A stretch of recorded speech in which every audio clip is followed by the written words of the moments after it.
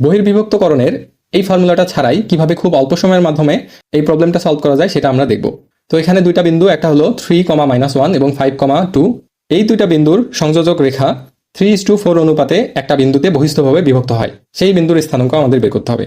তো আমরা ধরে নেই একটা বিন্দু হলো 3, -1 আর একটা বিন্দু হলো 5, 2।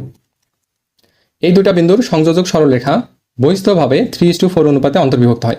তার মানে প্রথম বিন্দু থেকে যে কাঙ্ক্ষিত বিন্দু সেটার দূরত্ব হবে 3 ঘর, আর দ্বিতীয় বিন্দু থেকে কাঙ্ক্ষিত বিন্দু দূরত্ব হবে 4 ঘর। অর্থাৎ আমি যদি ধরে নেই যে এই বিন্দুটা সেই কাঙ্ক্ষিত বিন্দু, এর ভুজ আর কোটি আমার বের করতে হবে, তাহলে এই বিন্দুটা প্রথম বিন্দু থেকে কয় ঘর দূরে? এই যে 3 ঘর দূরে। এবং দ্বিতীয় বিন্দু থেকে সেটা হলো 4 ঘর দূরে। তাহলে কিন্তু আমি এটা বুঝতে পারছি যে এটা হলো 1 ঘর। এখন মজার বিষয় হচ্ছে 1 ঘর দূরত্বে দেখো তো ভুজ কতটুকু কমলো? 5 থেকে 3 হয়েছে। তার মানে কমেছে কতটুকু? 2 একক কমেছে। তাহলে এখানে কয় ঘর? এখানে হলো 3 ঘর। 1 ঘরের মধ্যেই কমে কতটুকু? 2 একক। তাহলে 3 ঘরে কমবে কতটুকু? 6 একক। তাহলে এখানে ভুজ হলো 3, তাহলে 3 থেকে কতটুকু কমবে? 6 কমবে। 6 কমলে কত হবে? ভুজ কত হবে? -3। 3 থেকে 6 যদি কমে যায় তাহলে কত হবে? 3 - 6, তার মানে -3। এই সেই -3 এখানে বসিয়ে দিলাম। এবার দেখার বিষয়, এখানে কোটি ছিল 2 এবং কোটি এখানে -1।